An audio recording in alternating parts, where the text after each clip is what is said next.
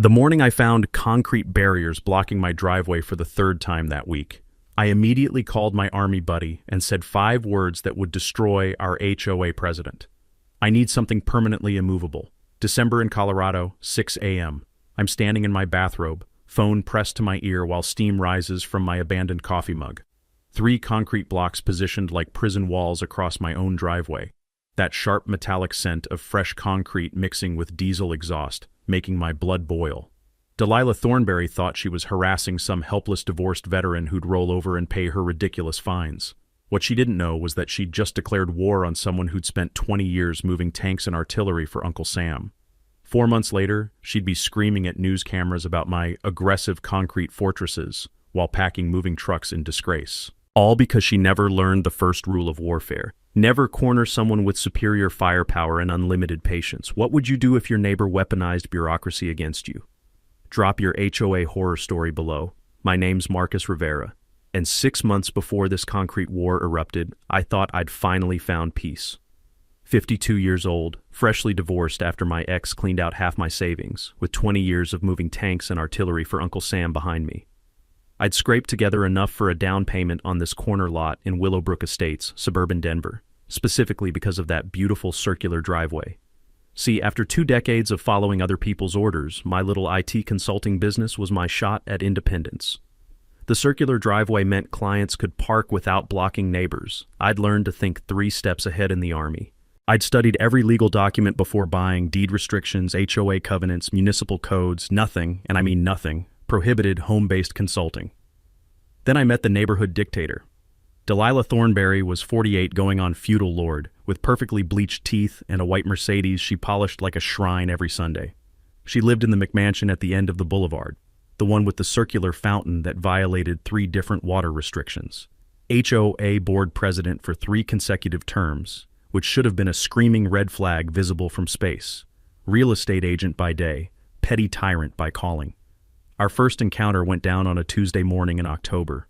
I'm loading network equipment into my F-150 when this woman just appears in my driveway, didn't knock, didn't introduce herself, just materialized like a suburban demon clutching her clipboard of doom.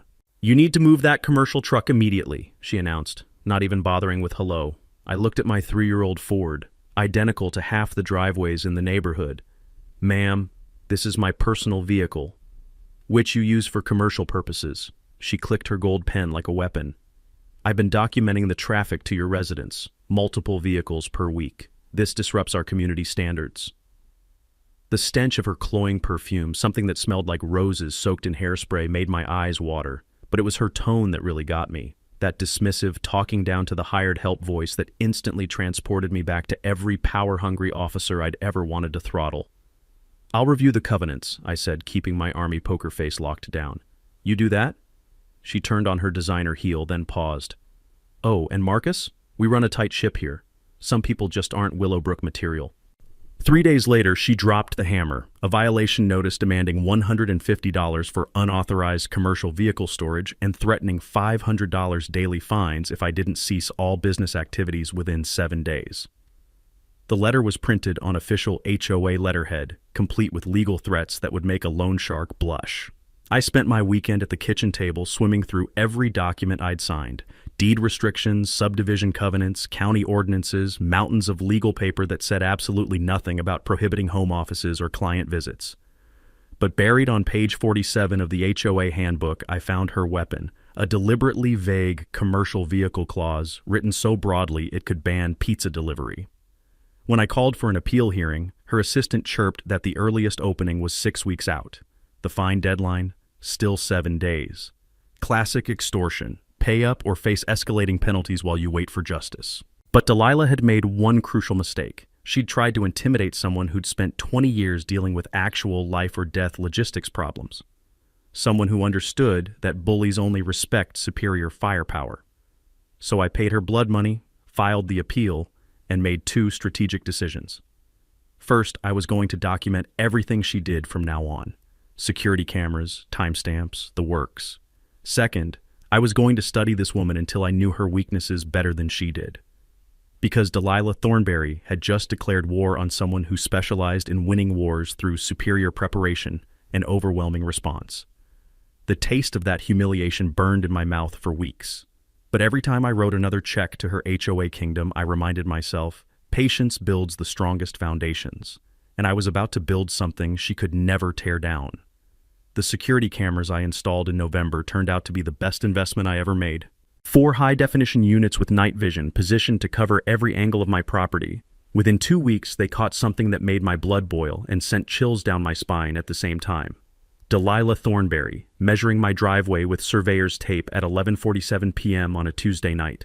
I'm sitting in my kitchen the next morning, coffee growing cold in my hands, watching this footage on my laptop. The infrared cameras captured everything in crisp black and white. Her white Mercedes parked 3 houses down like a getaway car, those designer boots crunching through frost, that same clipboard clutched against her chest as she documented dimensions and angles with the methodical precision of a crime scene investigator. The sheer audacity was breathtaking. She'd trespassed on my property, at minimum on the easement, to gather ammunition for whatever legal assault she was planning next. The metallic taste of rage filled my mouth as I watched her measure the exact spots where my clients typically parked. But here's where Delilah made her first catastrophic miscalculation. She had no idea I was documenting her every move. The confrontation erupted the next morning. I was loading network equipment when she approached, wearing that practiced smile that could freeze hell over. "Marcus, we need to discuss your ongoing driveway situation." "Funny you should mention driveways," I said, keeping my voice conversational while my pulse hammered. "I was just reviewing some fascinating security footage from last night. Didn't know midnight property surveying was such a popular hobby in Willowbrook." For exactly 3 seconds, her mask cracked. I caught a flash of genuine panic before that plastic smile locked back into place like armor plating. "I was conducting a routine community assessment," she said, her voice smooth as poisoned honey.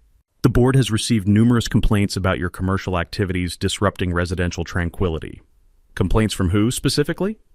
"That information is confidential board business." Of course it was. I pulled out my phone and showed her a crystal-clear still frame from the cameras.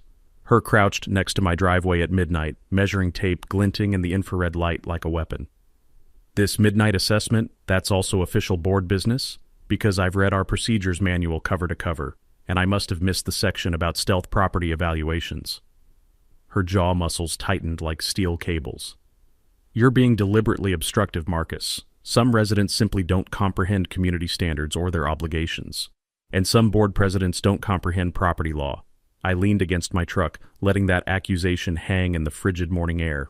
"But I'm always eager to learn. Walk me through exactly which covenant prohibits my consulting business." She launched into the same tired commercial vehicle rhetoric, but this time I was locked and loaded. I'd spent 3 sleepless nights researching Colorado HOA statutes, diving deep into case law and precedent. What I'd discovered would have made my old Army intelligence officers proud. In Colorado, HOA boards could only enforce covenants that were explicitly written and properly adopted through legal procedures. Vague interpretations and creative readings meant absolutely nothing in court. "That's absolutely fascinating," I said, savoring each word. "Because according to Colorado Revised Statutes Section 38-33.3-209, HOA enforcement requires specific covenant language. Boards cannot manufacture new restrictions through creative interpretation of existing rules." The temperature seemed to drop 20 degrees in the space between us. Her smile transformed into something sharp enough to cut glass. "We'll see about that interpretation," she said, each word dripping with menace. "Emergency board meeting, Thursday night, 7 p.m. sharp. Don't be late." Thursday night's Kangaroo Court was a masterpiece of bureaucratic theater. 5 board members arranged at a folding table in the community center like judges at a medieval tribunal, with Delilah presiding over the proceedings like she was sentencing criminals.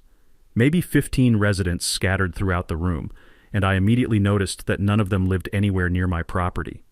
Delilah opened with a PowerPoint presentation worthy of a congressional hearing, preserving community standards in Willowbrook Estates, professional slides, dramatic lighting, complete with aerial photos of my house that made my modest corner lot look like some kind of industrial complex. "As these documented images clearly demonstrate," she announced, clicking through slides with prosecutorial precision, "we have irrefutable evidence of excessive vehicular traffic, commercial vehicle storage violations, and business activities fundamentally incompatible with residential community standards." Her photographic evidence was selectively brilliant. Camera angles that made my F-150 look like a semi-truck.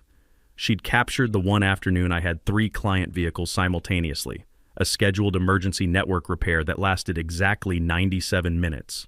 When my turn finally arrived, I stood slowly and pulled out my own ammunition. Thank you for that presentation, Delilah.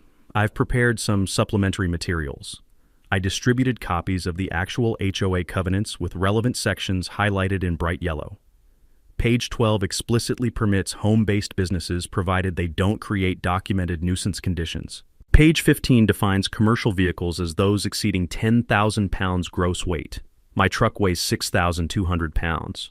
I watched faces around the room as residents read the actual rules, probably for the first time since buying their homes. Several eyebrows shot up in obvious surprise. Additionally, I've meticulously documented my client visits over 3 months. Average of 2.3 vehicles per week, visits averaging 47 minutes duration. Well within reasonable parameters for professional services in any residential community. Delilah's smile had fossilized into something resembling a death mask carved from ice. Finally, there's a significant procedural issue with tonight's meeting. Our bylaws require 72-hour written notice to all homeowners for emergency sessions. This meeting was announced Monday evening via email exclusively, a clear violation of Colorado HOA statutes. The room exploded in whispered conversations as homeowners realized they'd been systematically excluded from proper notification. 2 board members exchanged glances that suggested they hadn't known about the notice requirements either. Delilah banged her gavel like she was hammering railroad spikes. This meeting will proceed exactly as scheduled, regardless of frivolous procedural objections. Actually, interrupted a calm voice from the back row, I believe we need to table this discussion until proper legal notice is provided to all affected parties. Frank Kowalski rose slowly from his seat, 70-something with silver hair and the sharp eyes of someone who'd spent decades in courtrooms. I've been reviewing the statutes Marcus cited, and his procedural objections are absolutely correct. This meeting violates multiple requirements.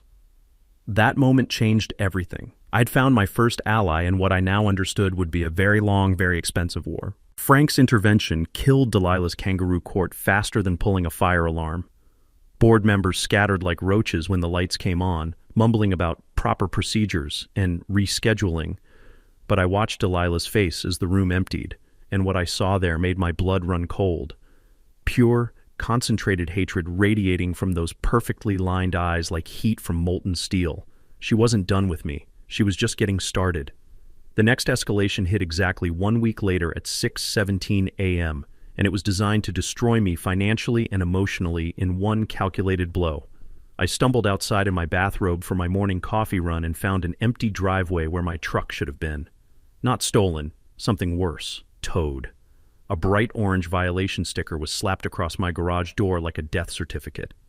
Illegally parked vehicle removed per HOA authority. Final notice. The paper was still warm from whatever printer had birthed this bureaucratic assassination.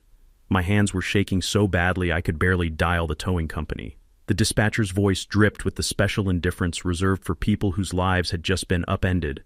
Vehicle removed from Willowbrook Estates for parking violation. Release fee $350 plus $25 per day storage. Cash or certified check only. No exceptions. I was parked in my own driveway, I said, my voice cracking like a teenager's. Take it up with your HOA, buddy. We just follow orders. Orders. That word hit me like a physical blow. 20 years following legitimate military orders, and now some suburban tyrant was issuing commands about my own property.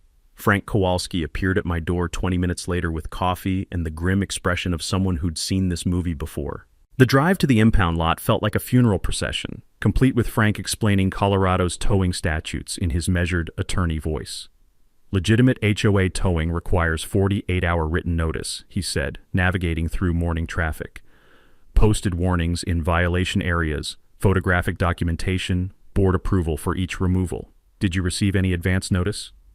Nothing. Parked there Sunday night, same as always. Frank made careful notes in his leather portfolio.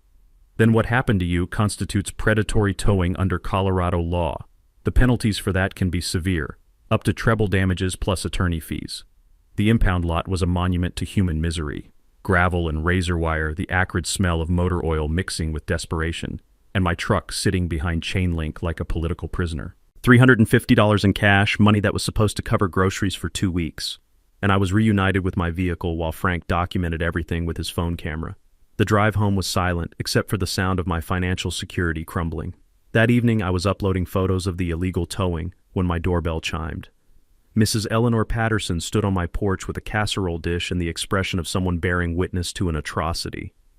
"Marcus, honey, I saw what that horrible woman did to your truck. I had to bring you something." Eleanor was 76, had buried her husband 3 years ago, and possessed the kind of quiet dignity that made you want to confess your deepest fears. She handed me a dish that smelled like childhood comfort and maternal love, exactly what my shattered nerves needed. "Mrs. Patterson, you didn't need to." "Yes, I did."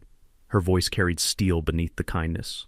"Because what Delilah did to you, what she's been doing to all of us, it's evil, pure and simple."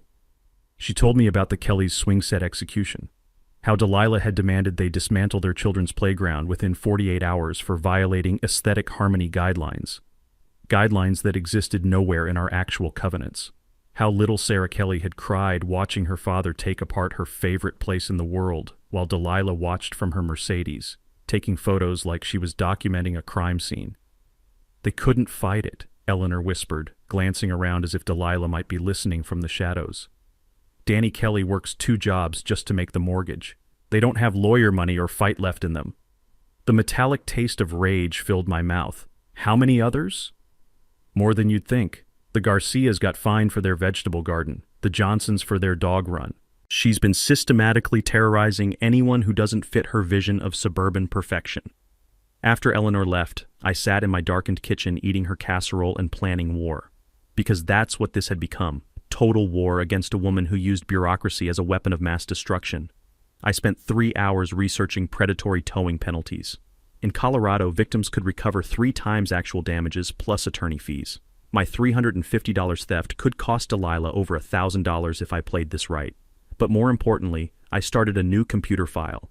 Delilah Thornberry, Financial Vulnerabilities. If she wanted to hit me where it hurt, I was about to return the favor with interest. My security cameras delivered the perfect gift the next morning. Delilah's Mercedes parked outside my house at 6:23 a.m., with her taking surveillance photos of my property, building her next case, documenting ammunition for whatever fresh hell she was planning. But those photos also captured her license plate, her face, and the timestamp proving systematic harassment. The hunter had just become the hunted. Delilah's surveillance photos turned out to be the opening shot of what I can only describe as psychological warfare. She wasn't just building a case anymore. She was orchestrating a full-scale character assassination designed to turn my own neighbors against me. The attack came 2 days later in the form of a glossy flyer that appeared in every mailbox on our street. Professional layout, high-quality photos, and the kind of inflammatory headline that would make a tabloid editor weep with envy. "Protect our community. The truth about commercial operations in residential Willowbrook." I'm standing in my driveway at 7 a.m., the sharp morning air burning my lungs while I held this piece of propaganda with hands trembling between rage and disbelief. She'd weaponized her real estate marketing skills to create a hit piece that would have impressed Stalin's propaganda ministry. Photos of my truck taken from deceptive angles that made it look like a commercial fleet. Fabricated quotes from concerned neighbors about declining property values and disrupted neighborhood tranquility. The crown jewel was a picture of my house with the caption, "Is this the residential character we want to preserve in Willowbrook Estates?" Frank appeared beside me like a silver-haired avenging angel, clutching his own copy of the character assassination. The smell of his morning coffee mixed with the crisp December air as he studied the flyer with a prosecutor's eye. "This crosses every legal line," he said quietly. "Defamation, targeted harassment, possibly libel depending on those manufactured quotes." But the real gut punch came in the fine print, paid for by the Willowbrook Community Preservation Committee. Apparently a committee consisting entirely of Delilah and whatever enablers she'd managed to recruit from her real estate network. The psychological impact was immediate and brutal. Neighbors who'd waved at me for months suddenly discovered urgent reasons to avoid eye contact. Mrs. Chen from 3 houses down actually crossed the street when she saw me checking my mail, clutching her purse like I might mug her for loose change. The friendly morning conversations died the moment I appeared, replaced by the kind of toxic silence that follows a public execution. But Delilah had committed the kind of strategic blunder that topples dictators. She'd assumed I was isolated, friendless, without allies or resources to mount effective resistance. What she didn't realize was that her previous victims had been watching this war unfold from the shadows, and they were finally finding their courage. The first crack in her psychological fortress came that evening when the Kellys knocked on my door. Danny still wore his delivery uniform. grease embedded under his fingernails, and bone-deep exhaustion carved into every line of his face. His wife Sarah clutched their 6-year-old daughter's hand, and I caught the little girl peeking around her mother's legs with eyes full of curiosity and residual sadness.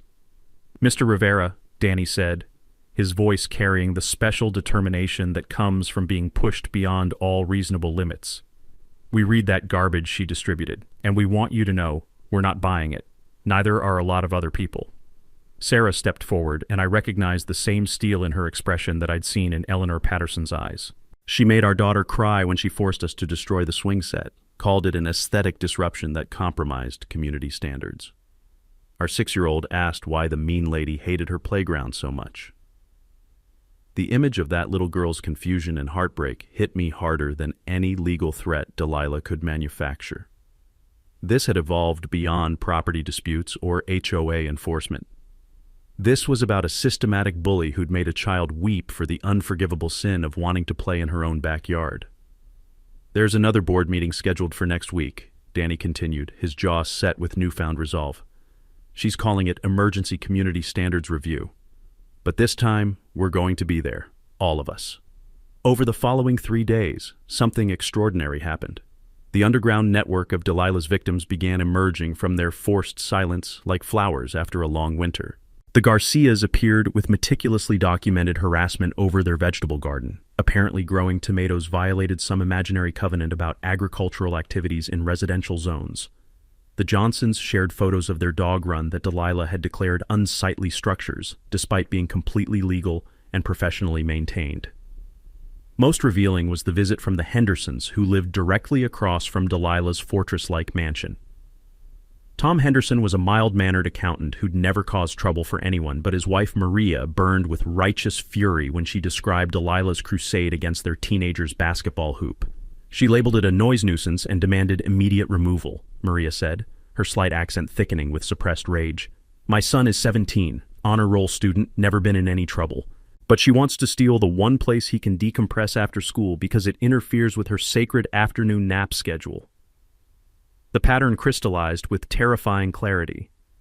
Delilah hadn't just targeted me. She'd been systematically terrorizing anyone who didn't conform to her sterile vision of suburban perfection. Working families, children, anyone whose lifestyle deviated from her sanitized suburban fantasy.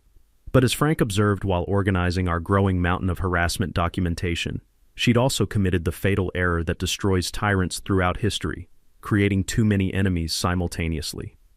"Divide and conquer is effective strategy," he explained, spreading complaint letters across my kitchen table. "But when you attempt to conquer everyone at once, they inevitably unite against you. And Marcus, a truly united neighborhood becomes an unstoppable force." My security cameras captured her that night, prowling the streets in her white Mercedes like a predator sensing danger. 3 complete circuits of the block, slowing outside houses where lights still glowed, trying to decode why her psychological warfare was backfiring so spectacularly. What she couldn't see was the revolution brewing in living rooms and around kitchen tables throughout Willowbrook Estates. Her isolated, intimidated victims were discovering they weren't alone, and they were preparing for war.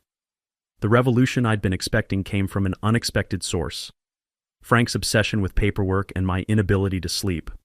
It was 2:17 a.m. on a Thursday night, and I was hunched over my laptop in the kitchen, unable to shut my brain off after another day of Delilah's psychological warfare.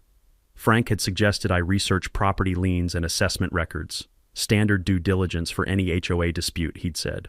What I found instead was a financial house of cards that made my blood run cold. Delilah Thornberry owed the Willowbrook Estates HOA $8,400 in unpaid special assessments. I stared at the screen, reading the county records 3 times to make sure I wasn't hallucinating from sleep deprivation, but there it was, documented in black and white: 2 years of delinquent payments for roof repairs, street maintenance, and community improvements. The same assessments she'd been religiously collecting from the rest of us while wielding her authority like a medieval warlord. The deeper I dug, the worse it got. Property tax records showed she was 2 months behind on her mortgage payments despite her supposedly thriving real estate career. Credit reports, publicly available through property liens, revealed 3 refinances in 18 months, each one larger than the last. The woman who'd been terrorizing our neighborhood over property values was drowning in debt. But the real bombshell was buried in Colorado HOA statutes, Section 38-33.3-209. Board members must be current on all HOA assessments to legally serve. Delinquent members are automatically disqualified from holding office or making binding decisions. Every fine she'd issued, every violation notice, every board meeting she'd presided over for the past 18 months, legally void. I called Frank at 6 a.m., probably waking him up, but too excited to care about social niceties. "Frank, I found it. I found her Achilles heel." "Marcus, do you know what time it is?" "She's been serving illegally for 18 months, delinquent on assessments, which disqualifies her from the board under Colorado law. Every decision she's made is unenforceable." The silence on the other end stretched so long I thought the call had dropped. Then Frank's voice came back, sharp and fully awake. "Are you absolutely certain about those records?" County database, pulled directly from the assessor's office. "She owes us $8,400, Frank. She's been playing dictator with money she stole from her own neighbors." "Jesus Christ," he whispered. "Marcus, this changes everything. But we need to be strategic about when and how we use this information." That was Frank, always thinking 3 moves ahead. We agreed to keep this discovery secret until the perfect moment to deploy it. Let Delilah continue digging her own legal grave while we built an airtight case around her financial deception. But the knowledge burned inside me like acid. Every time I saw her white Mercedes cruising the neighborhood, every time she appeared at someone's door with her clipboard of manufactured authority, I wanted to scream the truth from my rooftop. This woman had been systematically abusing power she legally didn't possess, funded by money she'd stolen from the very people she was terrorizing. The irony was delicious and infuriating in equal measure. Delilah, the self-appointed guardian of community standards, was the biggest covenant violator in Willowbrook Estates. Every speech about property values, every lecture about following rules, every fine she'd imposed, all of it coming from someone who'd been breaking the most fundamental rule of HOA governance. Frank spent the next week quietly researching precedent cases while I continued my role as the neighborhood's public enemy number 1. We needed to understand exactly how to weaponize this information for maximum legal and psychological impact. What we discovered was that Colorado courts took HOA board fraud very seriously. Delinquent board members who made decisions while disqualified could face personal liability for damages, plus restitution for all fines illegally collected. In some cases, homeowners had successfully sued for triple damages plus attorney fees. Delilah's financial house of cards wasn't just collapsing, it was about to bury her under an avalanche of legal consequences she'd never seen coming. The hunter was about to become the hunted, and she had no idea the trap was already closing around her. The war room materialized in my kitchen over the following week, transformed from a simple breakfast nook into the command center for what Frank called Operation Concrete Justice. Coffee-stained legal pads covered every surface, highlighted printouts of Colorado statutes were taped to the walls, and my laptop had become a shrine to municipal codes and construction regulations. Frank arrived every morning at 7 a.m. sharp with his leather briefcase and the methodical precision of someone who'd spent 40 years dismantling opponents in courtrooms. Eleanor Patterson brought intelligence from her network of neighborhood spies, along with enough homemade cookies to fuel a small army. The Kellys contributed social media documentation and the kind of righteous anger that only comes from watching your child's happiness destroyed by petty bureaucracy. But the real game-changer walked through my door on a Wednesday evening in the form of Danny Restrepo, my old Army logistics buddy who'd built half the concrete foundations in suburban Denver.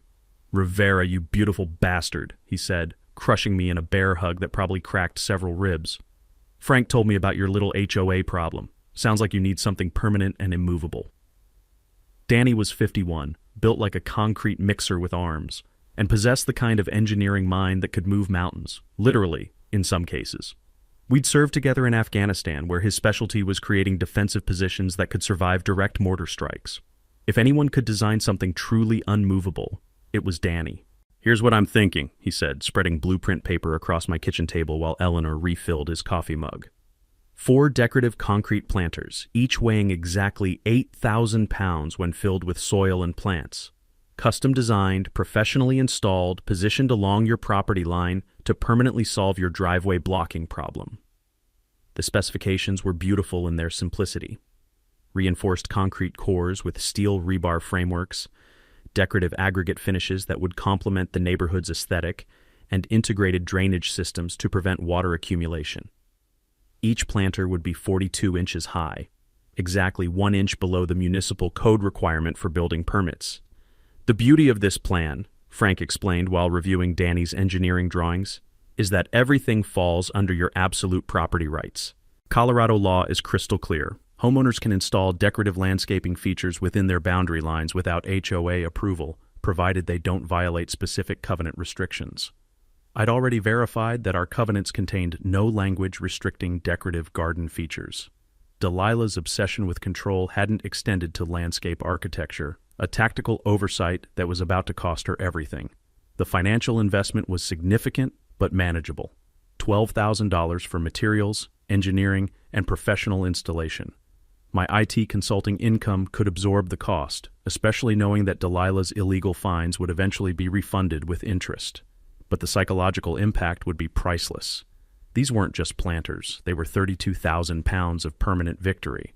Once installed, she could never block my driveway again without committing felony property destruction. Eleanor's reconnaissance network had provided the perfect timing window. Delilah was scheduled to attend a 3-day real estate conference in Denver, leaving town Friday morning and returning Monday evening. Danny's crew could complete the installation over the weekend while she was gone, presenting her with an immovable fait accompli upon her return. The key to military logistics, Danny explained while calculating concrete cure times, is overwhelming force applied with perfect timing. She won't even know what hit her until it's too late to stop it. Frank had prepared our legal defenses with the thoroughness of someone planning a Supreme Court case. Property surveys confirmed the planters would sit entirely within my boundary lines. Municipal codes verified no permits were required for structures under 42 inches. HOA covenants contained no restrictions on decorative landscaping features. Most importantly, we documented every aspect of Delilah's harassment campaign. Security camera footage, violation notices, towing receipts, witness statements from terrorized neighbors, a comprehensive legal record that would justify the planters as reasonable defensive measures against continued harassment. The Kellys had volunteered to coordinate neighborhood support, organizing a Welcome Back BBQ for the Monday after installation. The entire street would be invited to admire the new landscaping features, while Delilah returned to discover her power had been permanently neutralized. As Frank observed while reviewing our battle plans, successful warfare required 3 elements: superior intelligence, overwhelming force, and perfect timing. Delilah's financial vulnerabilities gave us intelligence. Danny's concrete expertise provided overwhelming force. Her conference absence offered perfect timing. Thursday night, I stood in my driveway visualizing the completed project. 4 massive planters positioned like concrete sentinels filled with winter-hardy plants and decorated with landscape lighting. Beautiful, expensive-looking, and absolutely immovable without heavy machinery she'd never be able to justify using.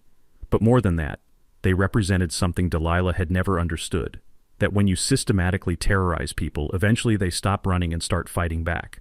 The concrete would cure over the weekend, but the real foundation had been building for months. A community united against tyranny, armed with legal knowledge and unshakable determination. Operation Concrete Justice was about to begin.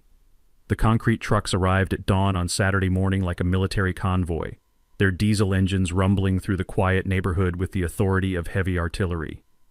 I watched from my kitchen window as Danny's crew began transforming my property line into an impregnable fortress, one wheelbarrow of concrete at a time.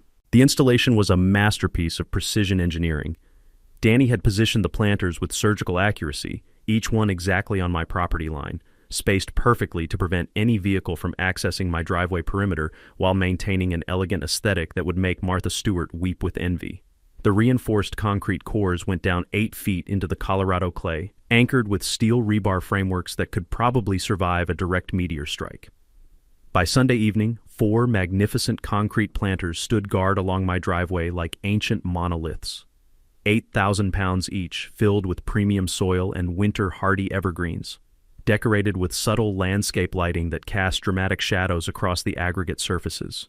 They were beautiful, functional, and absolutely immovable without industrial equipment. But Delilah's reaction exceeded even my wildest expectations. Monday morning at 7:23 a.m., her white Mercedes screeched into the neighborhood like a banshee emerging from hell. I watched through my security cameras as she slammed on the brakes in front of my house, her perfectly composed facade cracking like ice under pressure. She sat in her car for a full 3 minutes, staring at the planters with the expression of someone witnessing the apocalypse.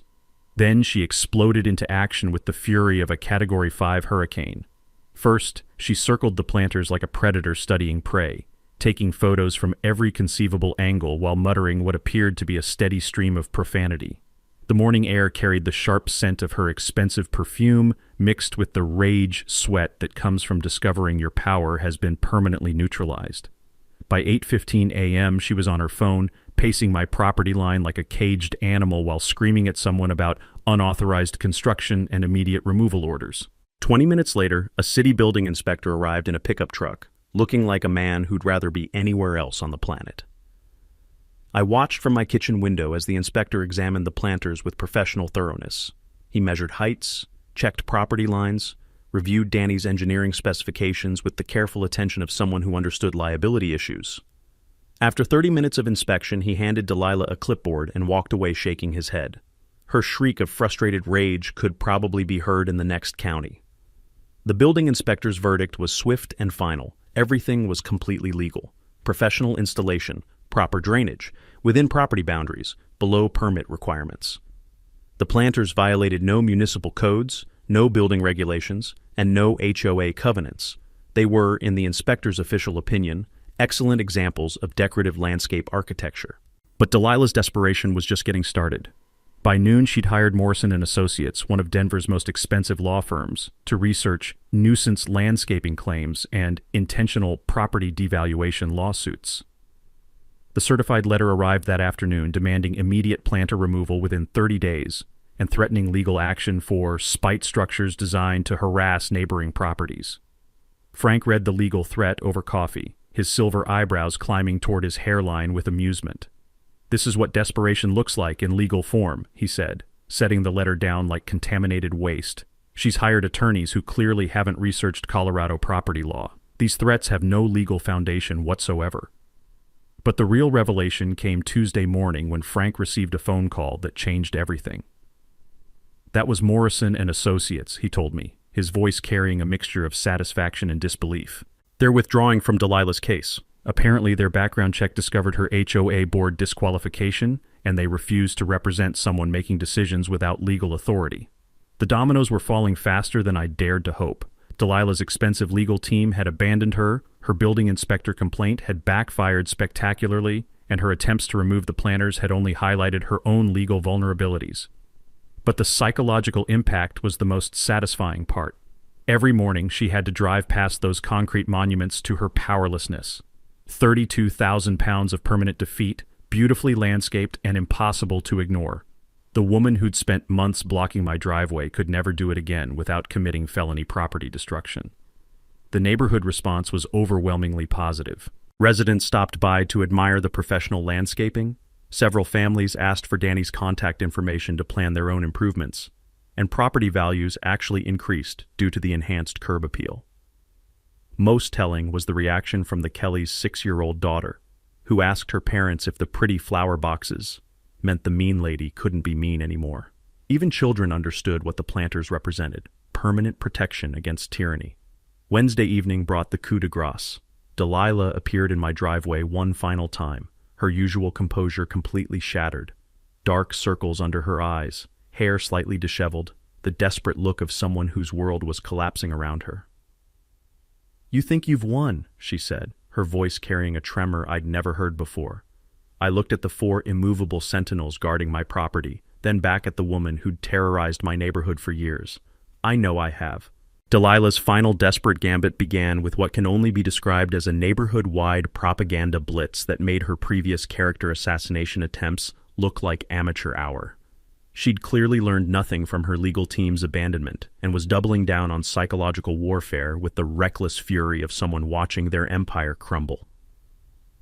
The first salvo arrived Thursday morning in the form of a petition she was personally hand-delivering to every house in Willowbrook Estates.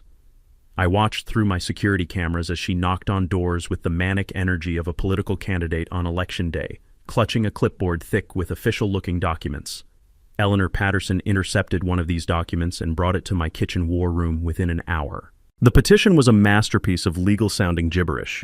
Emergency removal of hazardous landscaping structures complete with fabricated safety concerns about structural instability and pedestrian traffic hazards.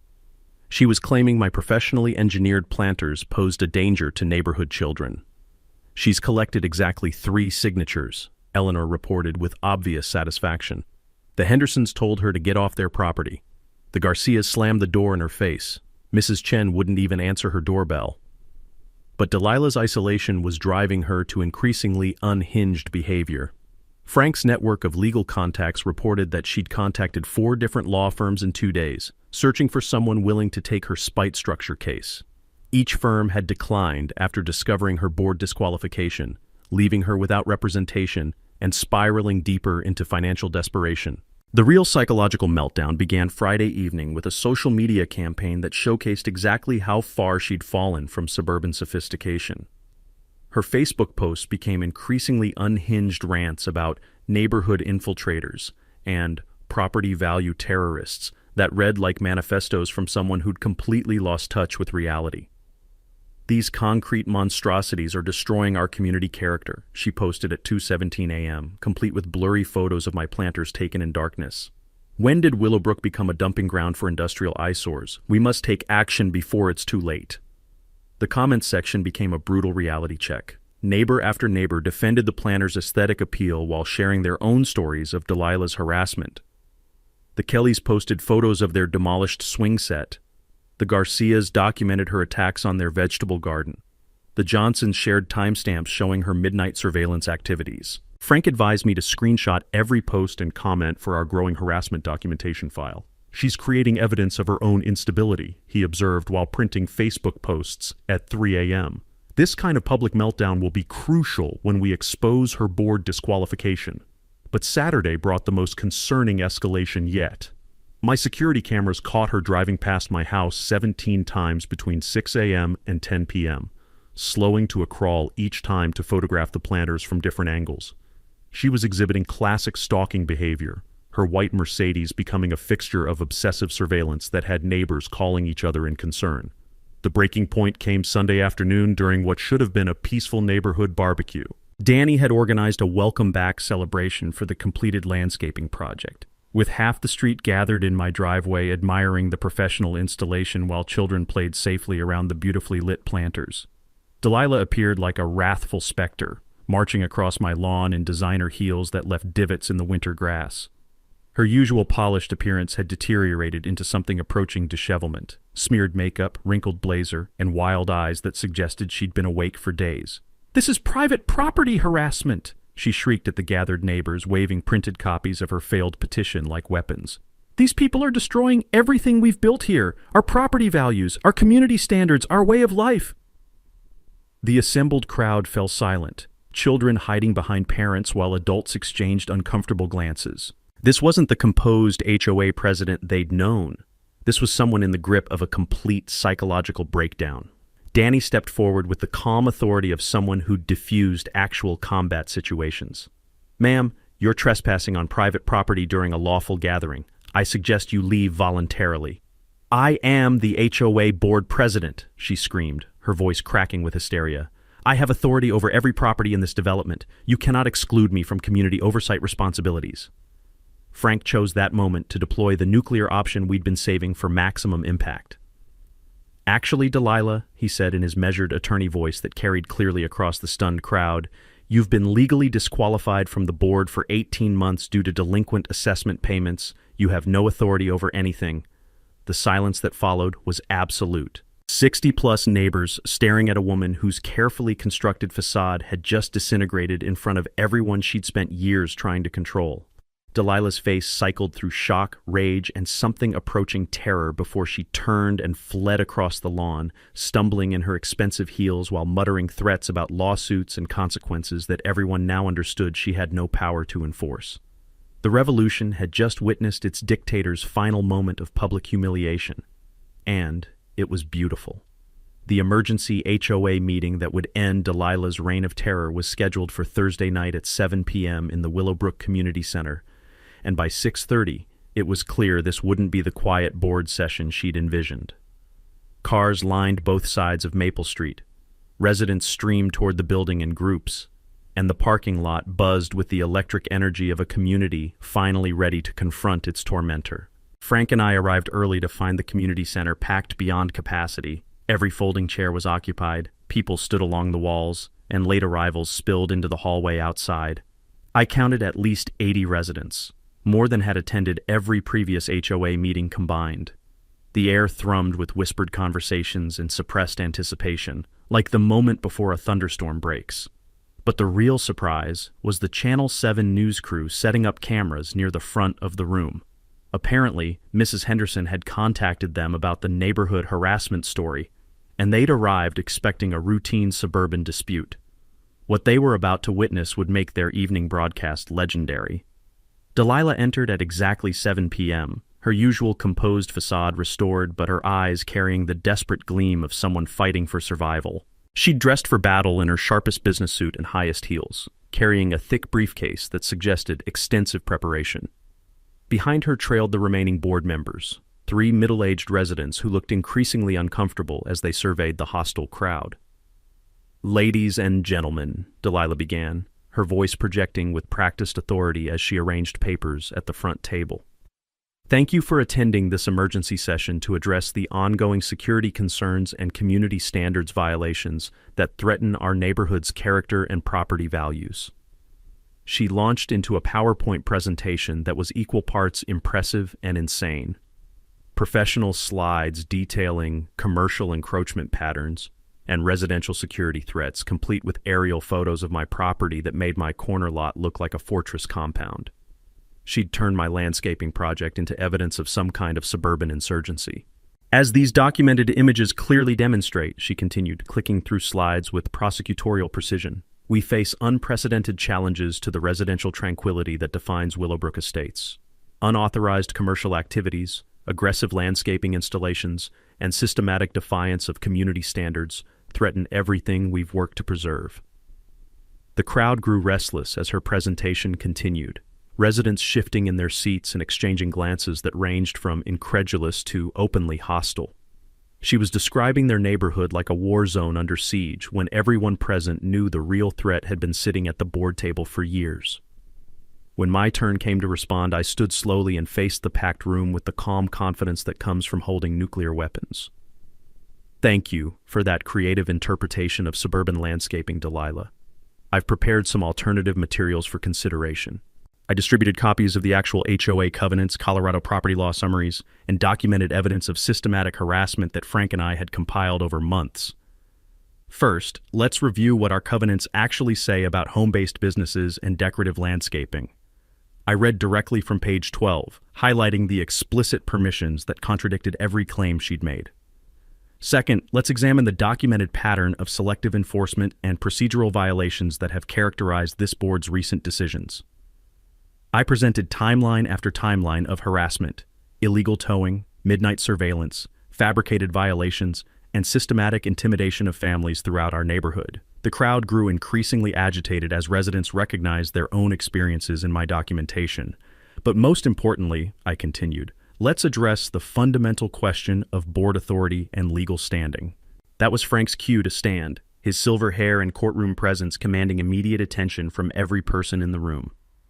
"Before this board takes any further action," Frank announced in his measured attorney voice, "there's a critical procedural matter that must be addressed. According to Colorado, Revised Statutes Section 38-33.3-209, HOA board members must be current on all assessment payments to legally serve." He held up copies of county records showing Delilah's delinquent payments, and the room fell silent except for the whir of news cameras capturing every moment. Delilah Thornberry has been delinquent on HOA assessments for 18 months, owing $8,400 in unpaid special assessments. Under Colorado law, this automatically disqualifies her from board service. Every decision she's made during this period is legally void. The explosion was immediate and deafening, 80 voices erupting simultaneously in outrage, disbelief, and vindication. Residents who'd paid thousands in fines while their board president owed even more. Families who'd been terrorized by someone with no legal authority. The sound was like a dam bursting, releasing years of suppressed frustration and anger. Delilah's face cycled through shock, rage, and pure panic as she realized her carefully constructed authority had just evaporated in front of the entire neighborhood and local news cameras. "This is lies and harassment," she screamed over the chaos, pointing at me with shaking fingers. "Vindictive neighbors trying to destroy community leadership. I'll sue everyone in this room." The Channel 7 reporter stepped forward with microphone extended.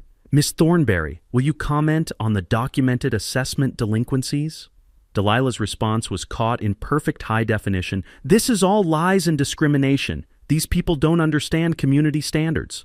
"The county records speak for themselves," I replied calmly, and watched 18 months of tyranny collapse in real time. The remaining board members immediately called for her resignation. The vote was unanimous. The immediate aftermath of Delilah's public destruction was more satisfying than any revenge fantasy I'd ever imagined. Within 24 hours, she'd submitted her resignation letter via email, a single paragraph of legalese that couldn't disguise the sound of complete defeat. Her house appeared on the market that same weekend with a motivated seller sign that might as well have read, "Fleeing in disgrace." The moving trucks arrived on a gray Tuesday morning, and I watched from my kitchen window as Delilah's white Mercedes followed them out of Willowbrook Estates for the final time. No backward glances, no final gestures of defiance, just the pathetic retreat of a bully who'd finally met superior firepower. The neighborhood felt lighter the moment her taillights disappeared, like we'd all been holding our breath for years and could finally exhale. Eleanor Patterson's unanimous election as HOA president ushered in what residents started calling the golden age of Willowbrook. Board meetings transformed from adversarial tribunals into potluck dinners where neighbors actually solved problems through conversation instead of litigation. Her first official act was establishing transparency policies that required all financial records to be publicly available, ensuring no future board member could hide delinquent payments behind manufactured authority. The ripple effects were extraordinary. Property values increased 18% over 8 months, not through intimidation, but because word spread about a neighborhood where families could actually thrive. The Garcia's vegetable garden became a showcase that inspired 6 other households to start growing their own food. The Kellys installed a playground that became the unofficial headquarters for every child in Willowbrook, their laughter echoing where Delilah's threats once poisoned the air. My IT consulting business exploded beyond anything I'd imagined. The story of defeating an HOA dictator with concrete planners spread through Denver's professional networks like wildfire, bringing me clients who appreciated both technical expertise and creative problem solving. The circular driveway that had started this war became a symbol throughout Jefferson County, proof that ordinary people could defeat bureaucratic bullying through preparation and persistence. But the most unexpected victory came 6 months later during Eleanor's first anniversary barbecue. That's where I met Sarah Mitchell, a recently divorced teacher who'd bought the old Henderson house with her 8-year-old daughter, Emma. Sarah had heard the entire Delilah saga and approached me with eyes that sparkled with admiration for someone who'd fought back against impossible odds. Emma immediately claimed my planters as personal playground equipment, scrambling over them with the fearless joy that only children possess. Watching her play where concrete barriers had once trapped me felt like witnessing literal resurrection, childhood innocence blooming in soil that had once supported tyranny. The planters themselves achieved legendary status throughout suburban Colorado. Featured in Better Homes and Gardens as defensive landscaping done right, they inspired dozens of homeowners to install their own artistic concrete features. Danny's business tripled in size from referrals, and he started offering tyrant-proof installation packages for HOA harassment victims across 3 counties. Frank's monthly Know Your Rights workshops became standing-room-only events, teaching homeowners about board qualification requirements and legal protections against harassment. The knowledge that saved Willowbrook spread like antibodies through Jefferson County's bloodstream, immunizing communities against future dictators. The annual Veterans Building Communities Scholarship Fund launched that fall with our first fundraising event in my circular driveway, the same space Delilah had tried to control through spite and intimidation.